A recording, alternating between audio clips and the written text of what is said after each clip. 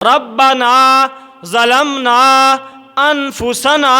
وَإِن لَّمْ تَغْفِرْ لَنَا وَتَرْحَمْنَا لَنَكُونَنَّ مِنَ الْخَاسِرِينَ۔ میرے دوستو، یہ اتنے وزنی کلمات ہیں۔ انسان ساری زندگی گناہ کرتا رہے، اللہ کی نافرمانیاں کرتا رہے، ایک وقت انسان اگر یہ کلمات سچے دل سے کہہ لے کہ اے میرے پروردگار، بندہ تو ہوں، گناہگار بھی ہوں، میں نے بڑے گناہ کیے ہیں، لیکن پروردگارا ربنا تیرا ہی تو بندہ ہوں،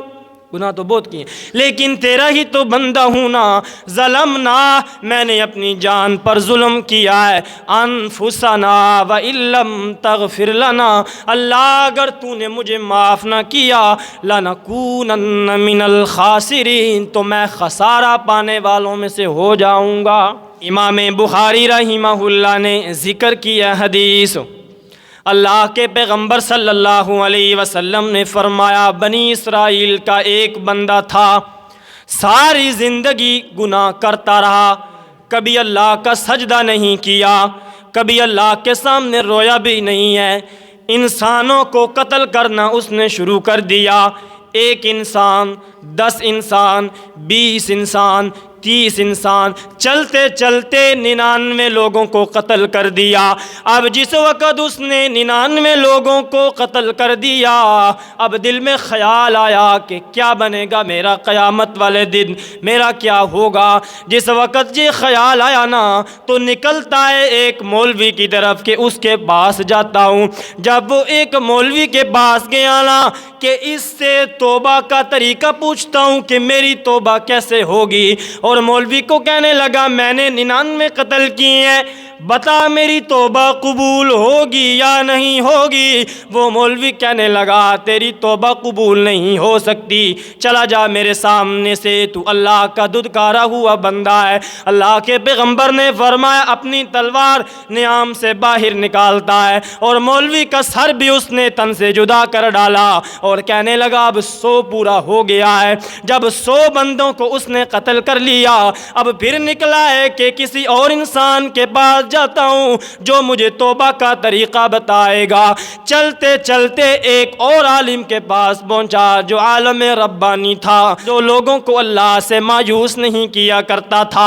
اس کے پاس آ کر کہنے لگا اے عالم صاحب، میں نے 100 بندوں کو قتل کر دیا، اور ابھی یہ دیکھ میری تلوار سے خون خشک نہیں ہوا، ابھی ایک مولوی کو قتل کر کے آیا ہوں جس نے مجھے کہا تھا کہ تیری توبہ قبول نہیں ہو سکتی۔ وہ عالم کہنے لگا گھبرا نہیں، یہ پروردگار جس نے ہمیں پیدا کیا ہے، جس وقت ہم گناہ اس کے سامنے کرتے ہیں تو وہ توبہ بھی ہماری قبول کر سکتا ہے۔ تجھے میں ایک طریقہ بتاتا ہوں، وہ طریقہ سن لے اور چلا جا ایک بستی کی طرف، وہاں بڑے نیک لوگ رہتے ہیں، ان نیک لوگوں کے پاس جا اور ان کو جا کر بتا کہ میں نے گناہ کیا ہے، وہ تجھے توبہ کا طریقہ بتائیں گے۔ میرے دوستو، یہ بندہ اپنی تلوار کو نیام میں ڈالتا ہے اور چلتا ہے اللہ کے نیک بندوں کی بستی کی طرف۔ جس وقت اس بستی کے قریب پہنچ گیا نا، اس بندے پر موت آ گئی۔ اب میرے دوستو، جس وقت موت آئی تو 2 فرشتے آ گئے، گناہگار انسان کی روح کو لے جانے والے فرشتے بھی آ گئے،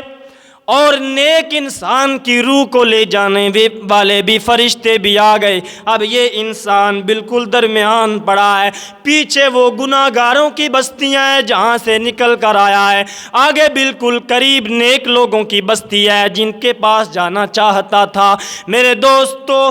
بعد روح لے جانے والے فرشتے کہنے لگے کہ اس کو ہم لے جائیں گے اور اس کو عذاب دیں گے، اور نیک لوگوں کی روح کو قبض کرنے والے فرشتے کہنے لگے اس کو ہم لے جائیں گے اور اس کو جنتوں میں گھر ملے گا۔ میرے دوستو، رب العالمین سارا منظر دیکھ رہے تھے، اس کی روح کو کون لے جائے گا؟ رب العالمین نے فرمایا اس کی زمین کو ماپ لو، اگر تھوڑی زمین نیک لوگوں کی طرف سے ہوئی تو پھر نیک فرشتے، نیک روح لے جانے والے فرشتے لے جائیں گے، اور اگر زیادہ زمین، اگر تھوڑی زمین بد کردار بستی والے لوگوں کی طرف سے نکل آئی تو پھر بد کردار روحوں کو لے جانے والے فرشتے لے جائیں گے۔ زیادہ قریب جس سے ہوا نا، مثال کے طور پر اگر